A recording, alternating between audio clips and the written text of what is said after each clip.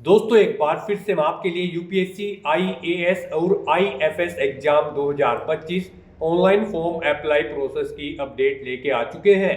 Notification जारी कर दिए गए हैं और ऑनलाइन आवेदन प्रक्रिया भी स्टार्ट हो चुकी है। लास्ट डेट भी बढ़ा दी गई है। आप ऑल इंडिया से फॉर्म फिल कर सकते हो, मेल फीमेल दोनों आवेदन कर सकते हैं। 1129 वैकेंसी यहाँ पर निकली हुई है। ऑनलाइन फॉर्म फिल करते समय आपको कोई भी गलती नहीं करनी होगी, नहीं तो आपके एप्लीकेशन फॉर्म रिजेक्ट हो सकते हैं। फॉर्म फिल करते समय आपको कुछ बातों का, महत्वपूर्ण बातों का ध्यान रखना होगा, तभी आपके एप्लीकेशन फॉर्म सक्सेसफुली सबमिट हो पाएंगे।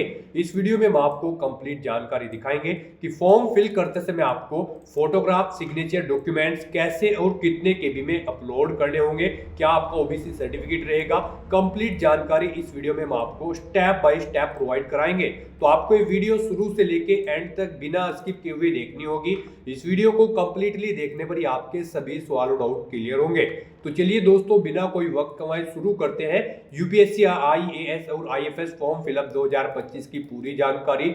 सबसे पहले आपको हमारी वेबसाइट पर विजिट करना होगा, जिसका लिंक आपको नीचे description plus first comment box में मिल जाएगा, और हमारे इस पेज पर विजिट करके आप यहां से यूपीएससी का फॉर्म फिल कर सकते हो। संघ लोक सेवा आयोग, UPSC union public service commission की ओर से Indian civil service IAS exam, Indian forest service IFS exam का नोटिफिकेशन जारी कर दिया गया था। 1129 वैकेंसी यहाँ पर निकली हुई है। सिविल सर्विस और फॉरेस्ट सर्विस के लिए यहाँ पर वैकेंसीज निकली हुई है। अब आप इस भर्ती के लिए 18 फरवरी 2025 तक ऑनलाइन फॉर्म फिल कर सकते हो। लास्ट डेट इसकी यहाँ पर बढ़ा दी गई थी, पहले 11 फरवरी थी, इसको अब 18 फरवरी कर दिया गया है। करेक्शन भी जो पहले 12 से 18 फरवरी थी, उसको 19 से 25 फरवरी कर दिया गया है। 25 मई को इसका एग्जाम कंडक्ट होगा। यहाँ पर सैलरी आप नोटिस से ही चेकआउट कर सकते हो।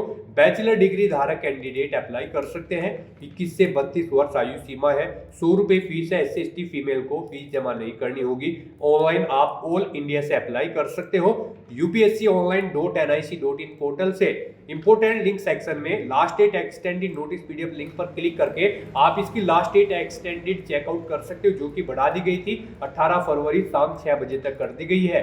और साथ ही साथ आईएएस नोटिफिकेशन लिंक पर क्लिक करके आप आईएएस की यानी कि इंडियन सिविल सर्विस की ऑफिशियल नोटिफिकेशन रीड आउट कर सकते हो। इसमें आपको कंप्लीट एलिजिबिलिटी क्राइटेरिया की डिटेल दी गई है, exam pattern, syllabus, exam centre की पूरी लिस्ट दी गई है, हाउ टू अप्लाई का प्रोसीजर, फोटोग्राफ, सिग्नेचर, डॉक्यूमेंट्स कैसे और कितने केबी में अपलोड करने होंगे। एग्जाम पैटर्न सिलेबस के साथ साथ में आपको इसमें प्रीवियस पेपर भी दिया गया है, आप कंप्लीटली रीड आउट कर सकते हो। आईएएस नोटिफिकेशन रीड आउट करने के बाद में आप चाहे तो आईएफएस नोटिफिकेशन पीडीएफ भी रीड आउट कर सकते हो। अगर आप आईएफएस के लिए अप्लाई कर रहे हो तो आप इसकी भी पीडीएफ यहां से स्क्रॉल डाउन करते हुए सभी डिटेल रीड आउट कर सकते हो, देन उसके बाद अप्लाई कर सकते हो। अप्लाई करने के लिए आपको अप्लाई ऑनलाइन लिंक पर क्लिक करना होगा, तो आपके सामने ऑनलाइन का इसका ये पोर्टल ओपन हो जाएगा। अगर आपने पहले से यूपीएससी पोर्टल पर रजिस्ट्रेशन कर रखा है तो आपको डायरेक्टली लॉगिन सेक्शन में लॉगिन करते हुए अपने डैशबोर्ड में से फॉर्म फिल कर लेना होगा। जी हाँ दोस्तों, यहाँ पर ईमेल आईडी, मोबाइल नंबर या फिर ओटीआर के थ्रू आप लॉगिन कर सकते हो और फॉर्म फिल कर सकते हो। अगर आपने पहले से रजिस्ट्रेशन नहीं किया हुआ है तो आपको न्यू रजिस्ट्रेशन की स्टेप पर क्लिक करना होगा। स्टेप पर आप जैसे ही क्लिक करोगे तो आपके सामने UPSC one time registration OTR का ये पोर्टल ओपन हो जाएगा। यहाँ पर आकर आपको सबसे पहले अपना नाम एंटर करना है, अपनी 10th की मार्कशीट के अकॉर्डिंग उसे वेरीफाई कर लेना है एक बार फिर से एंटर करके।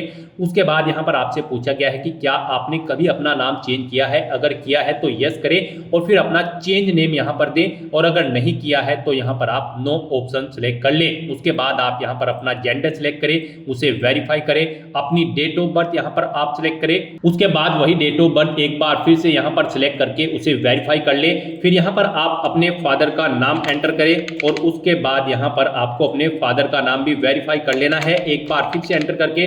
उसके बाद यहाँ पर आपको अपनी मदर का नाम एंटर करना है, उसे भी वेरीफाई कर लेना है। फिर आपको यहाँ पर अपना माइनॉरिटी स्टेटस देना है, क्या आप माइनॉरिटी कम्युनिटी के अंतर्गत आते हैं, अगर आते हैं तो यस करें और फिर अपनी माइनॉरिटी ऑप्शन कैटेगरी सिलेक्ट करें, आप कौन सी कैटेगरी में आते हैं, और नहीं आते हैं तो यहाँ पर आपको नो ऑप्शन सिलेक्ट कर लेना है। उसके बाद यहाँ पर आपको अपना 10 डिजिट का मोबाइल नंबर एंटर करना है, अपनी ईमेल आईडी एंटर करनी है। कोई अल्टरनेट मोबाइल नंबर या ईमेल आईडी है तो उसे भी आप एंटर कर सकते हो, नहीं तो इन कॉलम्स को आप खाली छोड़ दें। उसके बाद यहाँ पर आपको अपनी 10वीं क्लास का रोल नंबर एंटर कर देना है। फिर आपसे यहाँ पर एक सिक्योरिटी क्वेश्चन आपको सिलेक्ट कर लेना है, अपनी चॉइस के अकॉर्डिंग कोई भी सिक्योरिटी क्वेश्चन सिलेक्ट करें, उसका आंसर दे। एक और क्वेश्चन आप सिलेक्ट सिलेक्ट करें यहाँ पर सिक्योरिटी क्वेश्चन 2 सेक्शन में और उसका भी आंसर आप प्रोवाइड करा दें। उसके बाद यहाँ पर आप ये कैप्चा कोड एंटर करें और फिर सबमिट बटन पर क्लिक कर दें। नेक्स्ट आपको आपने पीछे रजिस्ट्रेशन में जो डिटेल्स प्रोवाइड कराई है उनका पूरा प्रीव्यू शो कर दिया गया है। आपको सभी डिटेल्स चेकआउट करनी है। कहीं पर कोई मिस्टेक है तो आप अपडेट/चेंज हियर ऑप्शन पर क्लिक करके चेंज कर ले, नहीं है तो आप आई एग्री इस बटन पर क्लिक कर दें। उसके बाद आपके सामने कुछ इस तरह से इंटरफेस ओपन होगा। यहाँ पर आपके रजिस्टर्ड मोबाइल नंबर और ईमेल आईडी पर ओटीपी सबमिट किए गए हैं। वो ओटीपी यहाँ पर आपको एंटर करने हैं और वेरीफाई ओटीपी ऑप्शन पर क्लिक करके अपना मोबाइल नंबर और ईमेल आईडी को वेरीफाई कर लेना है। ओटीपी वेरीफाई करने के बाद आपके रजिस्ट्रेशन का फर्स्ट स्टेप यहाँ पर कंप्लीट हो चुका है। आपको सभी डिटेल्स प्रोवाइड करा दी गई है। आपको इसका एक प्रिंट आउट ले लेना है फ्यूचर यूज के लिए या फिर इसे नोट डाउन करके रख लेना है। साथ ही साथ आपको एक ओटीआर आईडी प्रोवाइड कराई गई है। ये ओटीआर आईडी और एक पासवर्ड आपको आपकी रजिस्टर्ड मेल आईडी पर भी सबमिट किए गए हैं और ये ओटीआर आईडी आपके रजिस्टर्ड मोबाइल नंबर पर भी सबमिट की गई है। आपको इन्हें केयरफुली नोट डाउन करके रख लेना है फ्यूचर यूज के लिए। इस स्टेप को कंप्लीट करने के बाद आपको दोबारा से यहाँ पर लॉगिन की स्टेप पर क्लिक करना है। उसके बाद आपके सामने यहाँ पर लॉगिन का इंटरफेस ओपन होगा। गाइस यहाँ पर आप ओटीआर आईडी के थ्रू लॉगिन कर सकते हैं या फिर मोबाइल नंबर के थ्रू या फिर ईमेल आईडी के थ्रू। ईमेल आईडी के थ्रू अगर आप लॉगिन करना चाहते हैं तो यहाँ पर आप अपनी ईमेल आईडी एंटर करें। उसके बाद गेट ओटीपी ऑप्शन पर क्लिक करें। आपकी ईमेल आईडी पर एक ओटीपी आएगा, वो ओटीपी आप यहाँ पर एंटर करें या फिर आप अपना पासवर्ड एंटर करें। जो पासवर्ड आपकी रजिस्टर्ड ईमेल आईडी पर आया है ये सिक्योरिटी कोड यानी कि वेरिफिकेशन कोड आप यहाँ पर एंटर करें और लॉगिन की स्टेप पर क्लिक करके लॉगिन करें या फिर आप मोबाइल नंबर के थ्रू यहाँ पर लॉगिन कर सकते हैं। आप अपना मोबाइल नंबर एंटर करें, गेट ओटीपी ऑप्शन पर क्लिक करें, एक ओटीपी आएगा, वो ओटीपी आप यहां पर एंटर करें और या फिर आप अपना पासवर्ड एंटर करके ये वेरिफिकेशन कोड यहां पर एंटर करके लॉगिन कर लें। या फिर अगर आप ओटीआर आईडी के थ्रू लॉगिन करना चाहते हैं तो आपके मोबाइल नंबर या फिर ईमेल आईडी पर जो ओटीआर आईडी आई है वो आईडी यहां पर आप एंटर करें और फिर आप अपना पासवर्ड यहां पर एंटर करें जो आपकी मेल आईडी पर आपका पासवर्ड आया है और उसके बाद ये वेरिफिकेशन कोड यहां पर एंटर करें और लॉगिन की स्टेप पर क्लिक करके लॉगिन कर लें। लॉगिन करने के बाद आपके सामने कुछ इस तरह से इंटरफेस ओपन होगा। यहां पर अगर आप कुछ चेंज करना चाहते हैं अपने रजिस्ट्रेशन में जैसे कि अपने जेंडर में तो क्लिक टू चेंज जेंडर इस ऑप्शन पर क्लिक करें और अपना जेंडर चेंज कर ले। और अगर आप अपने माइनॉरिटी स्टेटस में चेंज आउट करना चाहते हैं तो क्लिक टू चेंज ऑप्शन पर क्लिक करके इसमें भी आप चेंज कर सकते हैं। नहीं तो यहां पर अब आपको अपना नया पासवर्ड क्रिएट करना है। यहां पर गाइड अब आपको अपना नया पासवर्ड क्रिएट करना है। इसके लिए आपको गाइडलाइन दी गई है।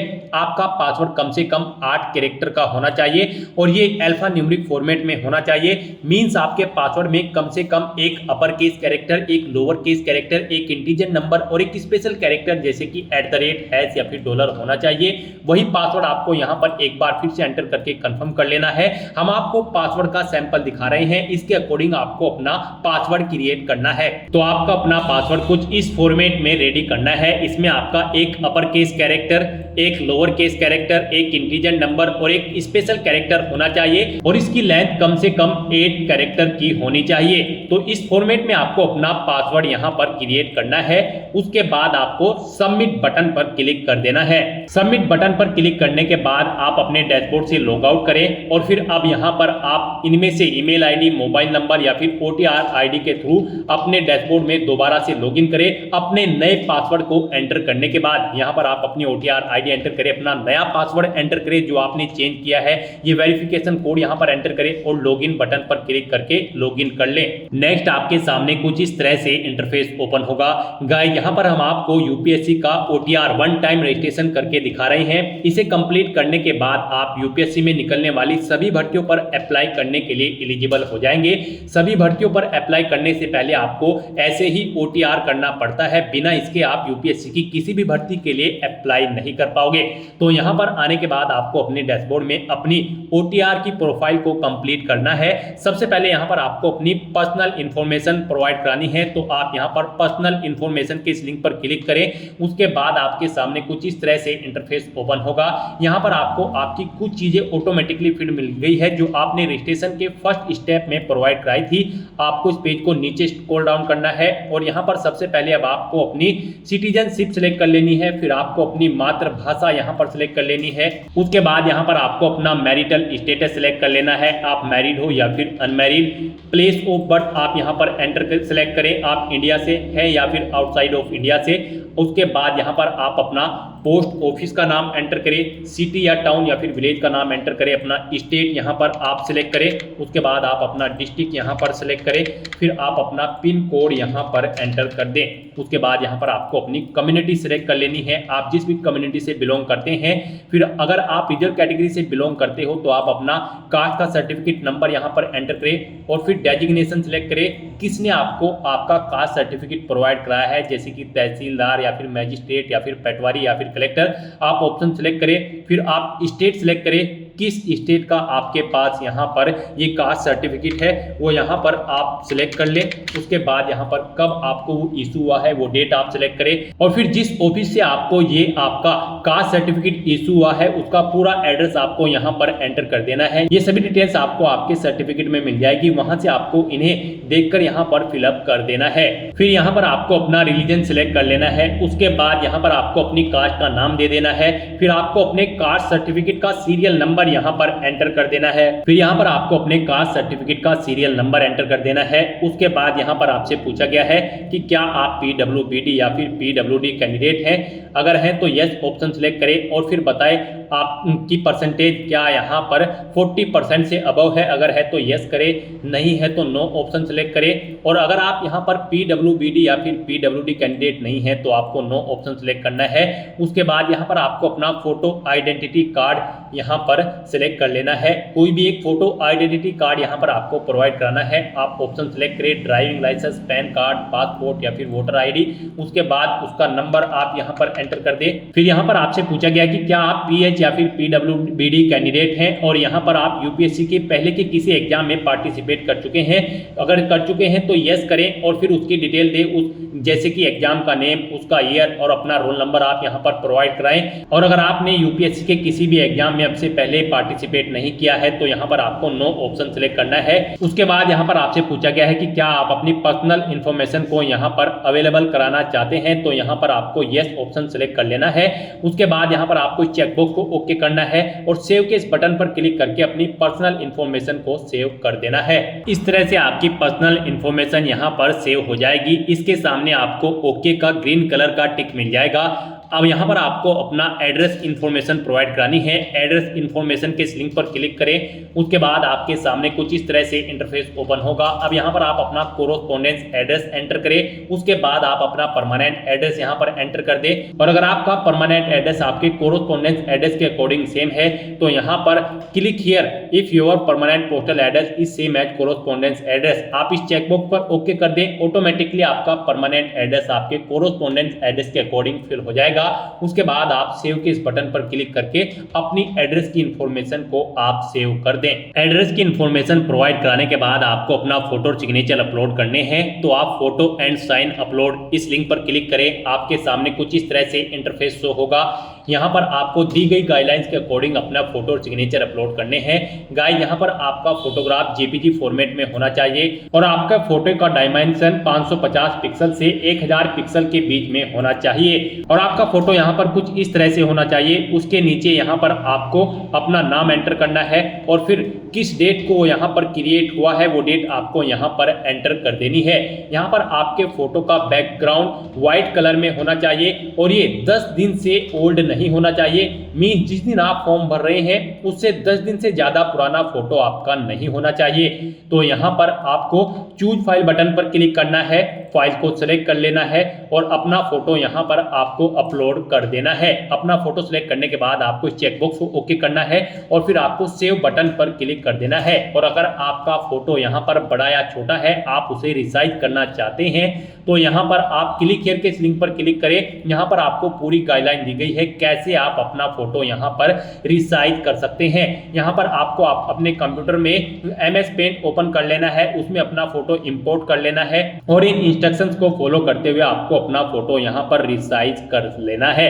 आप अपना फोटो इन इंस्ट्रक्शंस को फॉलो करते हुए रिसाइज कर सकते हैं, उसे बड़ा या छोटा आप कर सकते हैं। अपना फोटो इस तरह से अपलोड करने के बाद अब आपको सिग्नेचर की स्टेप पर क्लिक करना है और अपने सिग्नेचर भी आपको यहाँ पर गाइडलाइन के अकॉर्डिंग ही अपलोड करने हैं। आपके सिग्नेचर भी जेपीजी फॉर्मेट में होने चाहिए। डायमेंशन इनकी 350 पिक्सल से 550 पिक्सल के बीच में होनी चाहिए और इनका साइज 20 से 300 केबी के बीच में होना चाहिए।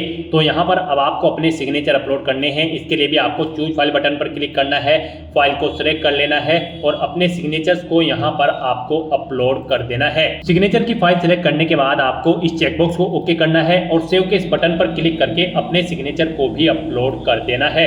अपने फोटो और सिग्नेचर अपलोड करने के बाद अब आपको एजुकेशनल इंफॉर्मेशन इस लिंक पर क्लिक करना है और यहाँ पर अपनी एजुकेशनल क्वालिफिकेशन की डिटेल प्रोवाइड करानी है। यहाँ पर सबसे पहले आपको अपनी 10वीं क्लास की डिटेल प्रोवाइड करानी है। तो यहाँ पर आपको सबसे पहले अपनी 10वीं क्लास की डिटेल प्रोवाइड करानी है।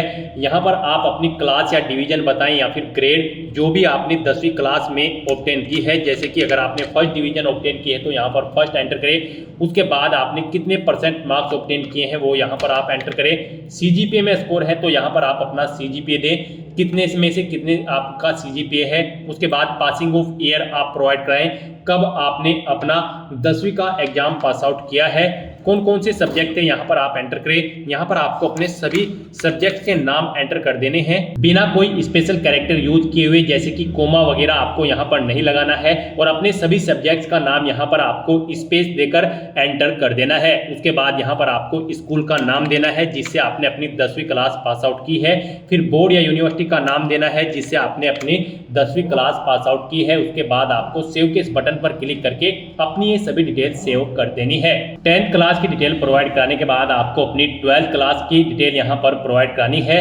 तो यहाँ पर आप अपनी 12th आपने अगर कंप्लीट कर ली है तो कंप्लीटेड ऑप्शन सेलेक्ट करें और फिर उसकी डिटेल दें। और अगर आप यहाँ पर अपीयर्ड है तो यहाँ पर आप अपीयरिंग ऑप्शन सेलेक्ट करें। उसके बाद यहाँ पर कोई डिटेल आपको प्रोवाइड नहीं करानी है। तो यहाँ पर अगर आप अपनी 12th कंप्लीट कर चुके हैं तो आपको कंप्लीटेड ऑप्शन सेलेक्ट करना है और अपनी 12th की डिटेल को यहाँ पर प्रोवाइड कराना है। यहाँ पर भी आपको सबसे पहले क्लास या डिवीजन बतानी है जो आपने 12th क्लास में ऑब्टेन की है, कितने % मार्क्स आपने ऑब्टेन किए हैं वो भी आपको एंटर करना है। सीजीपीए में अगर स्कोर है तो कितने में से कितने सीजीपीए आपने ऑब्टेन किया है वो यहाँ पर आप एंटर कर दे।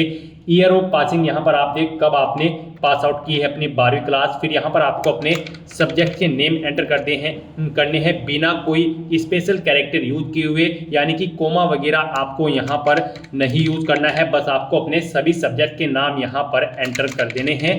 उसके बाद यहाँ पर आपको अपने स्कूल या कॉलेज का नाम देना है जिससे आपने अपनी 12वीं क्लास पास आउट की है। बोर्ड का नाम देना है जिससे आपने अपनी 12वीं क्लास पास आउट की है और सेव के इस बटन पर क्लिक करके आपको अपनी डिटेल सेव कर देनी है। अपनी 12th क्लास की डिटेल सेव करने के बाद अगर आपने ग्रेजुएशन या फिर पोस्ट ग्रेजुएशन कर रखी है तो आप उसकी डिटेल भी प्रोवाइड करा सकते हैं। यहाँ पर ये यूपीएससी का OTR है, वन टाइम रजिस्ट्रेशन। तो यहाँ पर आपकी जितनी भी मैक्सिमम क्वालिफिकेशन है वो यहाँ पर आप एंटर कर दें, क्योंकि इस भर्ती के बाद आगे भी अगर यूपीएससी की कोई भर्ती निकलती है और उसमें कोई और क्वालिफिकेशन रिक्वायर्ड है तो फिर आपको उसकी जरूरत नहीं पड़ेगी एंटर करने की। तो यहाँ पर आपकी जो भी मैक्सिमम क्वालिफिकेशन है आप उसकी डिटेल प्रोवाइड कराएं, क्योंकि यहाँ पर OTR आपका एक बार होता है यूपीएससी का। तो आपको यहाँ पर अपनी सभी क्वालिफिकेशन की डिटेल प्रोवाइड करा देनी है। जैसे कि अगर आपने ग्रेजुएशन कंप्लीट कर ली है तो आप कंप्लीटेड ऑप्शन सेलेक्ट करें, या फिर अपीयर्ड हो तो अपीयर ऑप्शन सेलेक्ट करें। अगर आपने यहाँ पर अपनी ग्रेजुएशन कंप्लीट कर ली है तो उसकी डिटेल भी आपको सेम ऐसे ही प्रोवाइड करानी है। यहाँ पर आपको सबसे पहले बताना है आपने अपनी ग्रेजुएशन किस फील्ड में की है, यानी कि स्ट्रीम में की है, मेडिकल, इंजीनियरिंग या फिर साइंस में। आप ऑप्शन सेलेक्ट करें। अपनी ग्रेजुएशन की स्ट्रीम सेलेक्ट करने के बाद यहाँ पर आपको अपनी डिग्री सेलेक्ट करनी है, आपने किस में अपनी डिग्री यहाँ पर कंप्लीट की है। उसके बाद यहाँ पर आपको अपनी डिग्री की डिवीजन बतानी है या फिर क्लास बतानी है। आपने फर्स्ट क्लास में ऑब्टेन की है या फिर सेकंड में या फिर थर्ड में, कितने % मार्क्स आपने ऑब्टेन किए हैं वो एंटर करें। सीजीपीए में अगर स्कोर है तो वो आप एंटर कर दे। कब आपने पास आउट की है वो यहाँ पर आप एंटर करें। फिर सब्जेक्ट कौन कौन से थे वो यहाँ पर आप एंटर कर दे बिना कोई स्पेशल कैरेक्टर यूज किए हुए। उसके बाद यहाँ पर आपसे पूछा गया है आपके स्कूल का नाम, किससे आपने अपनी डिग्री कंप्लीट की है। फिर बोर्ड या यूनिवर्सिटी का नाम यहाँ पर आप सिलेक्ट करें। उसके बाद यहाँ पर आपको अपने ग्रेजुएशन सर्टिफिकेट का नंबर एंटर कर देना है। उसके बाद कब आपको वो इशू हुआ है आपका सर्टिफिकेट, वो डेट आपको सिलेक्ट कर लेनी है। आपको डेजिग्नेशन बतानी है इशूइंग अथॉरिटी की जिसने आपको ये सर्टिफिकेट इशू किया है। उसके बाद आपको फुल एड्रेस यहाँ पर उस अथॉरिटी का एंटर कर देना है।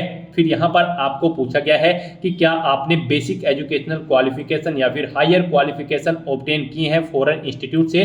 अगर की है तो यस करें और फिर उसकी डिटेल दे, नहीं की है तो आप नो ऑप्शन सेलेक्ट कर लें। उसके बाद यहाँ पर आपको सेव के इस बटन पर क्लिक करके अपनी डिटेल्स को सेव कर देना है। इस तरह से अपनी ग्रेजुएशन की डिटेल सेव करने के बाद अगर आपने पोस्ट ग्रेजुएशन कर रखी है तो आप पोस्ट ग्रेजुएशन की टैब पर क्लिक करें और सेम ऐसे ही अपनी पोस्ट ग्रेजुएशन की डिटेल प्रोवाइड करा दें। तो यहाँ पर आपने जो भी मैक्सिमम क्वालिफिकेशन कर रखी है तो उसकी डिटेल आप प्रोवाइड करा दें और उन्हें सेव करने के बाद आपको फिर डॉक्यूमेंट्स अपलोड इस लिंक पर क्लिक करना है। नेक्स्ट यहाँ पर आपको अपने कुछ डॉक्यूमेंट्स अपलोड करने हैं। यहाँ पर आपको अपनी 10वीं की मार्कशीट और यहाँ पर 12वीं की मार्कशीट और फोटो आईडी प्रूफ आपको अपलोड करना है। और अगर आप यहाँ पर SC ST OBC कैंडिडेट हैं तो यहाँ पर आपको अपना कास्ट सर्टिफिकेट भी अपलोड करना है। फिर यहाँ पर अगर आप एज में रिलेक्शन चाहते हैं तो अपने एज रिलेक्शन का क्लेम सर्टिफिकेट अपलोड कर दें। हिल एरिया से अगर आप बिलोंग करते हो तो हिलिंग सर्टिफिकेट आपको अपलोड करना होगा। अगर आप अरुणाचल प्रदेश, मणिपुर, मेघालय, मिजोरम या फिर नागालैंड या फिर सिक्किम से हैं और अगर आपने पोस्ट ग्रेजुएशन से ऊपर भी यहाँ पर कोई हायर क्वालिफिकेशन कर रखी है तो उसके डॉक्यूमेंट सर्टिफिकेट आपको अपलोड करने हैं। अचीवमेंट अगर आपके पास है किसी फील्ड में या फिर अवार्ड आपने जीता है तो उसके डॉक्यूमेंट भी आप अपलोड कर सकते हैं। यहाँ पर जिनके ऊपर रेड कलर का स्टार बना हुआ है वो डॉक्यूमेंट आपको यहाँ पर जरूर अपलोड करने हैं। आपका डॉक्यूमेंट्स यहाँ पर PDF फॉर्मेट में होने चाहिए और उनका मैक्सिमम साइज 1 MB रखा गया है। आपको चूज फाइल बटन पर क्लिक करना है, फाइल को सिलेक्ट कर लेना है और 1 बाय 1 करके अपने इन सभी डॉक्यूमेंट्स को आपको अपलोड कर देना है। अपने इन सभी डॉक्यूमेंट्स को सक्सेसफुली अपलोड करने के बाद आपको पेरेंटल इंफॉर्मेशन इस लिंक पर क्लिक कर देना है। उसके बाद आपके सामने कुछ इस तरह से इंटरफेस ओपन होगा। अब यहाँ पर आपको अपने गार्जियंस, अपने फादर और मदर की इंफॉर्मेशन प्रोवाइड करानी है। सबसे पहले आपको अपनी फादर की इंफॉर्मेशन प्रोवाइड करानी है। उनकी नेशनलिटी आप सिलेक्ट करें, फिर उनका प्रोफेशन आप यहाँ पर सिलेक्ट कर लें। उसके बाद यहाँ पर आपको उनका एड्रेस एंटर करना है। आप उनका एड्रेस एंटर कर दें या फिर अगर उनका एड्रेस आपके एड्रेस के अकॉर्डिंग सेम है तो यहाँ पर आप कोरोस्पोंडेंस एड्रेस या फिर परमानेंट एड्रेस आपके जिस भी एड्रेस से सेम है यहाँ पर आप उस लिंक पर क्लिक कर दें। ऑटोमेटिकली उनका एड्रेस भी आपके एड्रेस के अकॉर्डिंग फिल हो जाएगा। और अगर आपके फादर यहाँ पर सर्विस में हैं या फिर रिटायर्ड हो चुके हैं तो उनकी पोस्ट का नाम यहाँ पर आपको एंटर करना है। उनकी एनुअल इनकम यहाँ पर आपको एंटर करनी है। फिर यहाँ पर वो कौन से स्टेट से बिलोंग करते हैं वो स्टेट आपको सेलेक्ट कर लेना है, डिस्ट्रिक्ट सेलेक्ट कर लेना है उनका। और इस तरह से अपनी डिटेल्स फिल करने के बाद आपको सेव बटन पर क्लिक करके अपने फादर की डिटेल को सेव कर देना है। और उसके बाद आपको मदर इंफॉर्मेशन इस टैब पर क्लिक करके अपनी मदर की इंफॉर्मेशन भी सेम ऐसे ही यहाँ पर आपको प्रोवाइड करानी है। मदर की इंफॉर्मेशन में भी आपको सबसे पहले अपनी मदर की नेशनलिटी सेलेक्ट कर लेनी है, उनका प्रोफेशन आपको सेलेक्ट कर लेना है और उनका एड्रेस भी आप यहाँ पर एंटर कर सकते हो। नहीं तो यहाँ पर आप कोरोस्पोंडेंस या फिर परमानेंट एड्रेस या फिर फादर एड्रेस ऑप्शन सेलेक्ट करके इन्हीं का एड्रेस यहाँ पर फिल हो जाएगा जिस भी लिंक पर आप क्लिक करेंगे।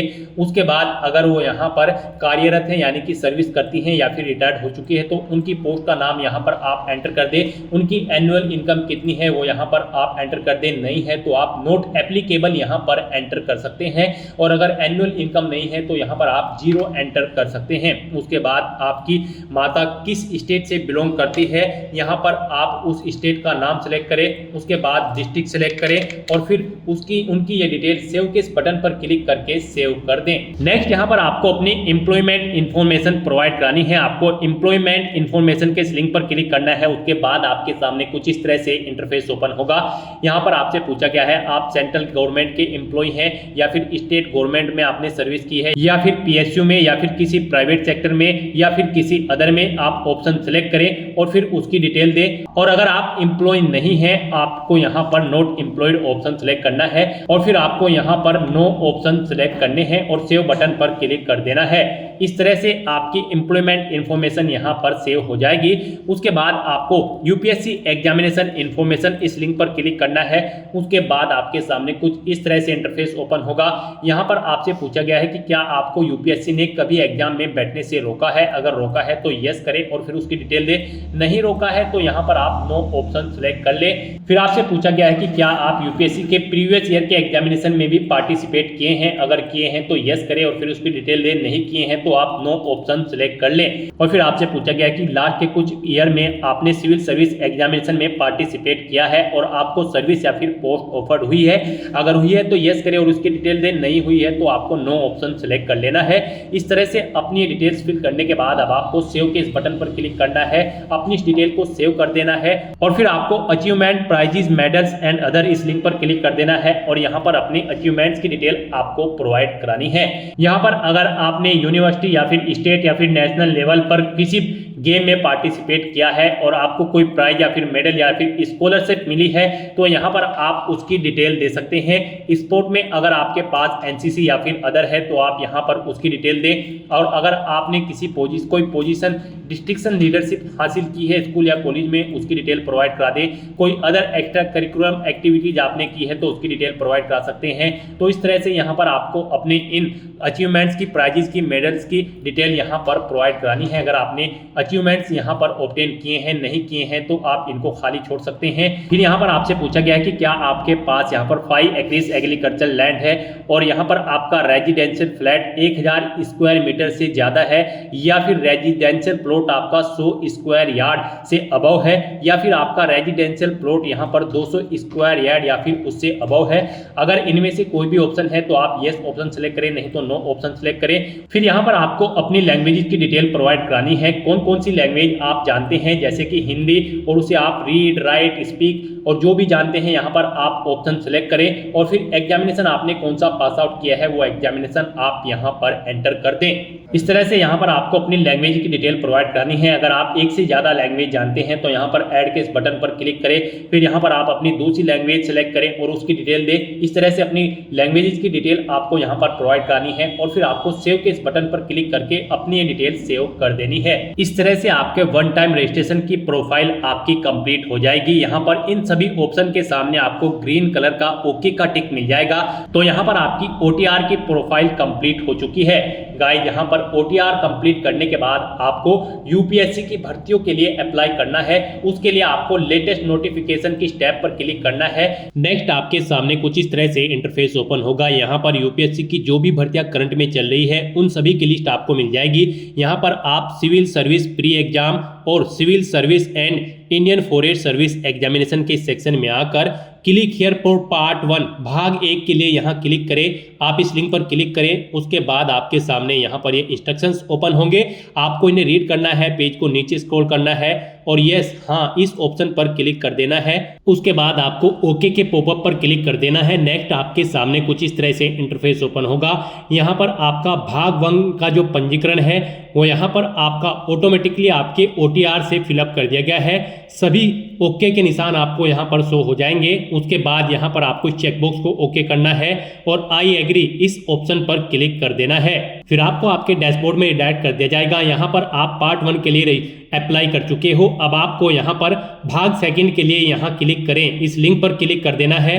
उसके बाद आपके सामने यहाँ पर कुछ इस तरह से इंटरफेस ओपन होगा। यहाँ पर भी आपको मोस्टली सभी चीज़ें ऑटोमेटिकली फिल मिल जाएगी। आपकी OTR से यहाँ पर फिलअप इनको कर दिया गया है। अब यहाँ पर बस आपको अपनी एजुकेशनल क्वालिफिकेशन की डिटेल देनी है। यहाँ पर आप पास आउट हो चुके हो या फिर फाइनल ईयर में अपेयर्ड हो ग्रेजुएशन में, यहाँ पर आप ऑप्शन सेलेक्ट करें।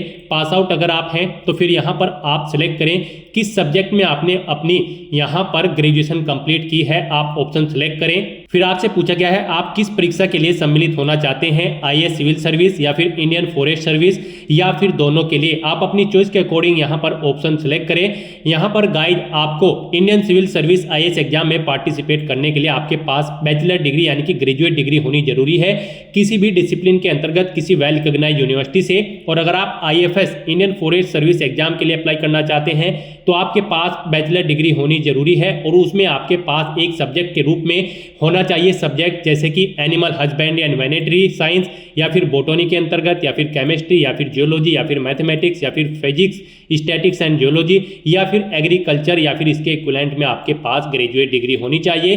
तो यहाँ पर आप अपनी एजुकेशनल क्वालिफिकेशन के सब्जेक्ट सेलेक्ट करें और फिर यहाँ पर आप बताएं IAS, IFS या फिर दोनों के लिए अप्लाई करना चाहते हैं। उसके बाद यहाँ पर आपको आपका एड्रेस भी ऑटोमेटिकली फिट मिल जाएगा। यहाँ पर आप इस पेज को नीचे स्क्रॉल डाउन करें और फिर कंटिन्यू / आगे बढ़ें इस ऑप्शन पर क्लिक कर दें। नेक्स्ट आपके सामने कुछ इस तरह से इंटरफेस ओपन होगा। अब यहाँ पर आपसे पूछा गया है क्या आप एज में रिलैक्सेशन चाहते हैं, अगर चाहते हैं तो यस करें, नहीं तो नो ऑप्शन सेलेक्ट करें। फिर यहाँ पर आपको आपकी ग्रेजुएशन की जो डिग्री है उसका सर्टिफिकेट आपको दिखा दिया गया है। आप यू डॉक्यूमेंट अपलोडेड इस ऑप्शन पर क्लिक करके अपनी एजुकेशनल क्वालिफिकेशन ग्रेजुएट डिग्री की जो डिग्री है उसे चेकआउट कर सकते हो। ऐसे ही आप यहाँ पर अपनी रिजर्व कैटेगरी का जो सर्टिफिकेट है उसे भी चेकआउट कर सकते हो। वी डॉक्यूमेंट अपलोडेड इस ऑप्शन पर क्लिक करके ये डॉक्यूमेंट आपने रजिस्ट्रेशन टाइम पे अपलोड किए थे, आप इन्हें चेकआउट कर सकते हो। उसके बाद यहाँ पर आपको कंटिन्यू / आगे बढ़े इस ऑप्शन पर क्लिक करना है। नेक्स्ट यहाँ पर आपको बताना है आपने ग्रेजुएशन में कितने % मार्क्स ऑब्टेन किए हैं, आप यहाँ पर एंटर करें। उसके बाद यहाँ पर आपसे पूछा गया है आपने आईएएस के एग्जाम में इससे पहले कितनी बार पार्टिसिपेट किया है, आप यहाँ पर एंटर करें। 1 या 2 बार, जितनी बार भी आपने प्रयास किया है या इससे पहले आप आईएएस के एग्जाम में बैठे हैं वो संख्या आप यहाँ पर एंटर कर दें। और अगर फर्स्ट टाइम आप यहाँ पर पार्टिसिपेट करने जा रहे हो आईएएस के एग्जाम में तो यहाँ पर आपको 0 एंटर कर देना है। उसके बाद यहाँ पर आपको अपना CSM परीक्षा के लिए केंद्र सेलेक्ट करना है, जिस केंद्र पर आप परीक्षा में पार्टिसिपेट करना चाहते हैं। फिर पेपर 1 से पेपर 4 की परीक्षा के लिए आप भाषा का माध्यम सेलेक्ट करें, किस भाषा में आप अपना पेपर चाहते हैं यहाँ पर आप ऑप्शन सेलेक्ट कर लें। उसके बाद यहाँ पर आपसे 6ठे और 7वें पेपर के लिए वैकल्पिक विषय आपको सेलेक्ट करना है। उसके बाद यहाँ पर आपको 6ठे और 7वें पेपर के वैकल्पिक विषय की भाषा का माध्यम आपको सेलेक्ट करना है। उसके बाद पूछा गया है आपसे क्या आप अरुणाचल प्रदेश, मणिपुर, मेघालय, मिजोरम, नागालैंड, सिक्किम के रहने वाले हैं, अगर हैं तो यस ऑप्शन सेलेक्ट करें और फिर अपनी डिटेल दें, नहीं है तो आपको यहाँ पर नो ऑप्शन सेलेक्ट कर लेना है। फिर यहाँ पर आप पेपर ए हेतु यहाँ पर भाषा का चयन करें। उसके बाद यहाँ पर आपसे पूछा गया है आप IFS के एग्जाम के लिए परीक्षा केंद्र सेलेक्ट करें, किस केंद्र पर आप परीक्षा में पार्टिसिपेट करना चाहते हैं। प्रथम वैकल्पिक विषय सिलेक्ट करें, दूसरा वैकल्पिक विषय सिलेक्ट करें और फिर यहाँ पर आपसे पूछा गया है कि क्या आप पहले भी IFS के एग्जाम में पार्टिसिपेट किए हैं, अगर किए हैं तो जितनी बार आपने पार्टिसिपेट किया है 1, 2 या 3 आप यहाँ पर एंटर करें। और नहीं आपने पार्टिसिपेट किया है, फर्स्ट टाइम आप पार्टिसिपेट करने जा रहे हो IFS के एग्जाम में तो यहाँ पर आपको 0 मेंशन कर देना है। इस तरह से अपनी सभी डिटेल्स फिल करने के बाद आपको कंटिन्यू / आगे बढ़े इस ऑप्शन पर क्लिक करना है। नेक्स्ट आपको आपके एप्लीकेशन फॉर्म का पूरा प्रीव्यू शो कर दिया गया है। आपको सभी डिटेल्स 1 बाय 1 करके केयरफुली चेकआउट करनी है, पेज को नीचे स्क्रॉल डाउन करना है। कहीं पर कोई मिस्टेक है तो आप यहां पर अपडेट ऑप्शन पर क्लिक करके अपडेट कर सकते हैं, नहीं तो आपको यहां पर ये कैप्चा कोड एंटर करना है और फिर आपको आई एग्री मैं सहमत हूं इस ऑप्शन पर क्लिक कर देना है। इस तरह से यहाँ पर आपका IAS एंड IFS एग्जाम का पार्ट 2 का रजिस्ट्रेशन फॉर्म सक्सेसफुली कंप्लीट हो चुका है। अब यहाँ पर आप प्रिंट स्लिप ऑप्शन पर क्लिक करके पार्ट 2 की रजिस्ट्रेशन स्लिप ले सकते हैं, नहीं तो यहाँ पर अब आपको click here for DAF of CSM part 3 इस ऑप्शन पर क्लिक कर देना है। यानी कि यहाँ पर ये पहला जो ऑप्शन है ये सिविल सर्विस मेन एग्जाम है और ये second Indian forest service main exam है। तो यहाँ पर आप click here for DAF of CSM part 3 इस ऑप्शन पर क्लिक करें। उसके बाद आपके सामने यहाँ पर कुछ इस तरह से इंटरफेस ओपन होगा। यहाँ पर आपको इंटरव्यू की लैंग्वेज का मीडियम सेलेक्ट करना है, किस लैंग्वेज में आप इंटरव्यू में पार्टिसिपेट करना चाहते हैं, यानी कि किस लैंग्वेज में आप अपना इंटरव्यू देना चाहते हैं। फिर यहाँ पर आपसे पूछा गया कि क्या आपके फादर जिंदा है या फिर मर चुके हैं, तो यहाँ पर आपको अलाउ या फिर डिसीज ऑप्शन सेलेक्ट करना है। फिर ऐसे ही आपको अपनी मदर का बताना है वो जिंदा है या फिर मर चुकी हैं। फिर आपसे पूछा गया है कि क्या आप PWBD या फिर PWD कैंडिडेट हैं, अगर हैं तो यस यहाँ पर आपको ऑटोमेटिकली फिर मिल जाएगा जो आपने रजिस्ट्रेशन टाइम पे फिल किया होगा। आपने नो ऑप्शन सेलेक्ट किया होगा तो यहाँ पर आपको नो ऑप्शन ऑटोमेटिकली सिलेक्ट मिल जाएगा। फिर यहाँ पर आपसे पूछा गया है यहाँ पर इस भर्ती में पार्टिसिपेट करने के लिए जो एजुकेशनल क्वालिफिकेशन रिक्वायर्ड है क्या यहाँ पर आपके पास वो है, तो यहाँ पर आपको यस ऑप्शन सेलेक्ट करना है और फिर आपको सेव एंड कंटिन्यू ऑप्शन पर क्लिक कर देना है। नेक्स्ट यहाँ पर आपको अपनी सर्विस या फिर पोस्ट की प्रेफरेंस एंटर करनी है। यहाँ पर आपको लिस्ट दे दी गई है, फर्स्ट नंबर पर इंडियन एडमिनिस्ट्रेटिव सर्विस है, सेकंड पर इंडियन फॉरेन सर्विस है। तो यहाँ पर आप जिस भी सर्विस या पोस्ट को प्रेफरेंस देना चाहते हैं तो यहाँ पर टॉप पर उसी का नंबर पोस्ट, जैसे कि अगर आप पौंडीचेरी पुलिस सर्विस के लिए प्रेफरेंस देना चाहते हैं फर्स्ट नंबर पर तो यहाँ पर आप 23 नंबर एंटर करें और फिर अगर आप सेकंड नंबर पर प्रेफरेंस देना चाहते हैं इंडियन एडमिनिस्ट्रेटिव सर्विस को तो यहाँ पर आप फिर 1 नंबर एंटर कर दे। इस तरह से आपको अपनी चॉइस के अकॉर्डिंग अपनी पोस्ट की प्रेफरेंस यहाँ पर एंटर कर देनी है और फिर आपको सेव एंड कंटिन्यू ऑप्शन पर क्लिक करना है। नेक्स्ट आपके सामने कुछ इस तरह से इंटरफेस ओपन होगा। अब यहाँ पर आपको अपनी कुछ और डिटेल्स प्रोवाइड करनी है सोशियो इकोनॉमिक्स की, जैसे कि यहाँ पर आपको सबसे पहले अपना बर्थ प्लेस सेलेक्ट कर लेना है। आप विलेज में पैदा हुए हैं, डिस्ट्रिक्ट हेडक्वार्टर या फिर तहसील या टाउन, आप ऑप्शन सेलेक्ट करें। उसके बाद आपसे पूछा गया है यहाँ पर आपने अपनी स्कूल एजुकेशन कहाँ से की है, आप ऑप्शन सेलेक्ट करें। फिर आपसे पूछा गया है आपका place of residence, higher secondary education आपने कहाँ से पास आउट की है वो आप सेलेक्ट करें। फिर यहाँ पर आपको बताना है place of stay of father और गार्जियन, आपके माता पिता या गार्जियन का स्टे कहाँ पर है पिछले 15 साल से, यहाँ पर आप ऑप्शन सेलेक्ट करें। विलेज, तहसील या टाउन या फिर डिस्ट्रिक्ट में ऑप्शन आप सेलेक्ट करें। फिर यहाँ पर आपसे पूछा गया है आपका बैकग्राउंड रूरल है या फिर अर्बन, आप ऑप्शन सेलेक्ट करें। उसके बाद यहाँ पर आपसे पूछा गया है मीडियम ऑफ इंस्ट्रक्शंस, जैसे कि आपकी जो स्कूल लेवल है आपका कौन सा लेवल था, इंग्लिश में था, हिंदी में था या फिर रीजनल लैंग्वेज, आप ऑप्शन सेलेक्ट करें। फिर आपको अपने कॉलेज लेवल बताना है कौन सी लैंग्वेज में था। उसके बाद यहाँ पर आपको अपनी attendant school level, type of institution of attendant at school level option select करना है। आपका स्कूल गवर्नमेंट था, पब्लिक स्कूल था या फिर एडेड प्राइवेट स्कूल था, आप ऑप्शन सेलेक्ट करें। फिर यहाँ पर आपको बताना है अपने कॉलेज का लाइव अटेंडेंट, आपका गवर्नमेंट कॉलेज इंस्टीट्यूट है या प्राइवेट कॉलेज इंस्टीट्यूट है या फिर यूनिवर्सिटी था या फिर कोई अदर है, आप ऑप्शन सेलेक्ट कर ले। फिर यहाँ पर आपको अपनी एजुकेशनल क्वालिफिकेशन की जो डिग्री है उसकी डिटेल देनी है। आपकी ग्रेजुएट डिग्री यहाँ पर किस सब्जेक्ट में थी, आप यहाँ पर ऑप्शन सेलेक्ट करें। फिर आपको अपनी पोस्ट ग्रेजुएशन की डिग्री बतानी है, ये आपने किस में की है, आप ऑप्शन सेलेक्ट करें, नहीं तो अदर ऑप्शन सेलेक्ट करें। अगर एमफिल कर रखी है तो उसकी डिटेल दें, नहीं कर रखी है तो इसे खाली छोड़ दें। अगर आपने पीएचडी की है तो उसकी डिटेल दे सकते हैं, नहीं तो यहाँ पर आप इसे भी खाली छोड़ सकते हैं। उसके बाद यहाँ पर आपको अपना प्रेजेंट एम्प्लॉयमेंट स्टेटस देना है, अगर आप प्रेजेंट में कार्यरत हैं, और अगर आप नहीं कार्य कर रहे हैं अनएम्प्लॉय ऑप्शन सेलेक्ट कर लें। अगर आप एम्प्लॉय हैं तो आपको यहाँ पर अपना एम्प्लॉय का नेचर देना है और फिर यहाँ पर आपको अपनी एनुअल इनकम बतानी है। और अगर आप यहाँ पर अनएम्प्लॉयड हैं तो आप अनएम्प्लॉयड ऑप्शन सेलेक्ट करें, आगे की डिटेल नहीं देनी होगी।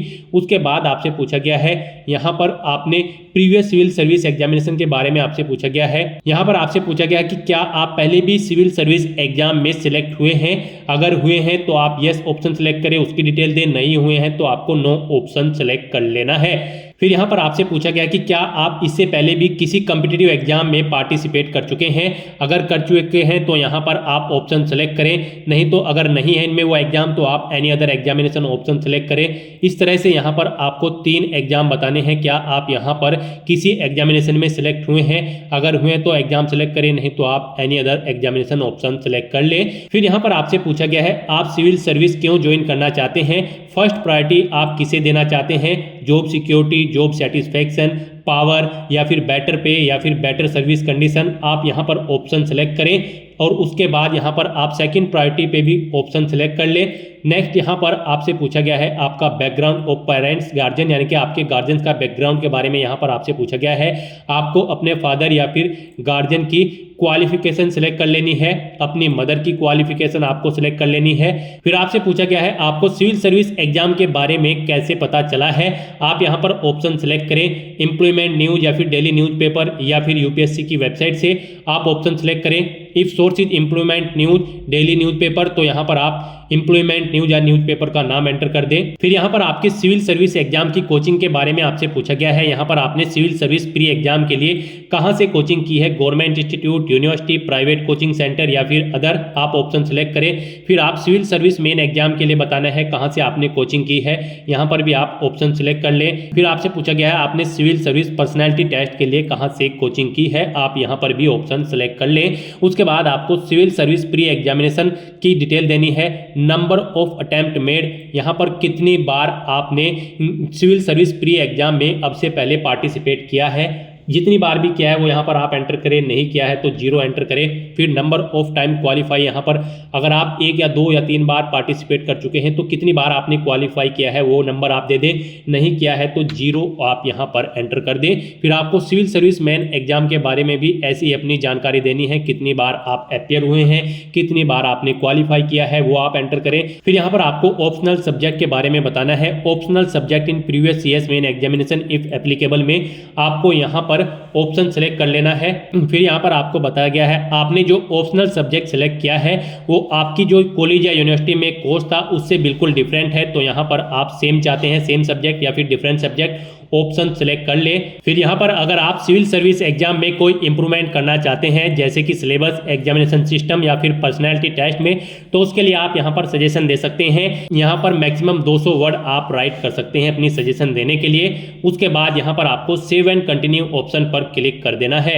नेक्स्ट आपके सामने कुछ इस तरह से इंटरफेस शो होगा। आप प्रीव्यू एप्लीकेशन इस लिंक पर क्लिक करके अपनी एप्लीकेशन फॉर्म का प्रीव्यू चेकआउट कर सकते हो, उसका एक हार्ड कॉपी प्रिंट आउट ले सकते हो। फिर यहाँ पर आपसे पूछा गया है क्या आपने अपने एप्लीकेशन फॉर्म का प्रीव्यू चेकआउट कर लिया है, तो यहाँ पर आप यस ऑप्शन सेलेक्ट करें और फिर आप पार्ट 3 फाइनल सबमिट इस ऑप्शन पर क्लिक कर दें। इस तरह से यहाँ पर आपका IAS पार्ट 3 का जो फॉर्म है वो कंप्लीट हो चुका है। आप IFS के लिए अब अप्लाई करेंगे, उसके लिए आपको click here for detail application form of IFS part 3 इस लिंक पर क्लिक करना है। आपके सामने फिर यहाँ पर कुछ इस तरह से इंटरफेस ओपन होगा। यहाँ पर आपसे पूछा गया है क्या आपके फादर अभी जिंदा है या मर चुके हैं, आपको ऑप्शन सेलेक्ट करना है अलाइव या फिर डिसीज। फिर आपसे पूछा गया है क्या आपकी माताजी जिंदा है या फिर मर चुकी है, आप ऑप्शन सेलेक्ट करें अपने अकॉर्डिंग। फिर आपको यहाँ पर आप बता दिया गया है आपने जो PWBD या PWD कैंडिडेट हैं तो आपके अकॉर्डिंग यहाँ पर ऑप्शन आपको ऑटोमेटिकली फिर मिल जाएगा जो आपने रजिस्ट्रेशन टाइम पे फिल किया था। फिर आपसे पूछा गया है यहाँ पर एजुकेशनल क्वालिफिकेशन दी गई रिक्वायरमेंट के अकॉर्डिंग आपकी है, तो यहाँ पर आपको यस ऑप्शन सेलेक्ट करना है और फिर आपको सेव एंड कंटिन्यू ऑप्शन पर क्लिक कर देना है। उसके बाद आपके सामने कुछ इस तरह से इंटरफेस ओपन होगा। अब यहाँ पर भी आपको प्रीव्यू एप्लीकेशन इस ऑप्शन पर क्लिक करके अपने एप्लीकेशन फॉर्म का एक प्रीव्यू चेकआउट कर लेना है और उसका एक हार्ड कॉपी प्रिंट आउट ले लेना है फ्यूचर यूज के लिए, फ्यूचर रेफरेंस के लिए। और यहाँ पर आपसे पूछा गया है क्या आपने अपने एप्लीकेशन फॉर्म का प्रीव्यू चेकआउट कर लिया है, तो यहाँ पर आपको यस ऑप्शन सेलेक्ट करना है। उसके बाद पेज को नीचे स्क्रॉल डाउन करना है और फिर आपको यहाँ पर पार्ट 3 फाइनल सबमिट इस ऑप्शन पर क्लिक कर देना है। इस तरह से यहाँ पर आपके एप्लीकेशन फॉर्म के रजिस्ट्रेशन के सभी पार्ट कंप्लीट हो जाएंगे। अब आपको आपके डैशबोर्ड में आकर centre selection and agreeing to declaration इस लिंक पर क्लिक कर देना है। उसके बाद आपके सामने कुछ इस तरह से इंटरफेस ओपन होगा। अब यहाँ पर आप अपना एग्जामिनेशन सेंटर सेलेक्ट करें जहाँ पर आप एग्जाम में पार्टिसिपेट करना चाहते हैं। उसके बाद यहाँ पर आपको डिक्लेरेशन घोषणा पत्र को रीड करना है और फिर आपको यहाँ पर I have read the declaration and agree, मैंने घोषणा पत्र को पढ़ लिया है और मैं सहमत हूँ। अब आपको यहाँ पर इस ऑप्शन पर क्लिक कर देना है फाइनली सबमिट। इस तरह से आपका एप्लीकेशन फॉर्म सक्सेसफुली सबमिट हो जाएगा। अब यहाँ पर आपको for application status of civil service pre examination 2025 इस लिंक पर क्लिक कर देना है। उसके बाद आपके सामने कुछ इस तरह से इंटरफेस ओपन होगा। यहाँ से आप चेकआउट कर सकते हो आपका IAS और IFS का जो एग्जाम है सिविल सर्विस एग्जाम, इनमें यहाँ पर आपको सभी स्टेप में कंप्लीटेड ऑप्शन शो हो जाएगा और आप यहाँ पर क्लिक हियर लिंक पर क्लिक करके अपने एप्लीकेशन फॉर्म का एक हार्ड कॉपी प्रिंट आउट ले सकते हो फ्यूचर यूज के लिए, फ्यूचर रेफरेंस के लिए। गाइस हमने यहाँ पर आपको ये फॉर्म SC कैटेगरी से फिल करके दिखाया है। SC ST PH female candidate को फीस जमा नहीं करानी है, बिल्कुल फ्री ऑफ कॉस्ट वो अप्लाई कर सकते हैं। और अगर आप जनरल या फिर OBC कैंडिडेट हैं तो आपको 100 रुपये फीस के रूप में जमा कराने होंगे debit card, credit card, net banking या फिर चालान फॉर्म के थ्रू। तो यहाँ पर आप अपना फीस पेमेंट कर दें अगर आप जनरल या OBC कैंडिडेट हैं, उसके बाद फिर आपका फॉर्म कंसिडर होगा। तो दोस्तों ऐसे आप UPSC civil service exam IAS और IFS के लिए अपने फॉर्म अप्लाई कर सकते हो बिना कोई मिस्टेक किए हुए। आज की इस वीडियो में बस इतना ही। आई होप ये वीडियो आपको पसंद आई होगी। अगर पसंद आई हो तो इसे लाइक और शेयर करें, चैनल पर नए हो तो इसे सब्सक्राइब कर लें। Thanks for watching.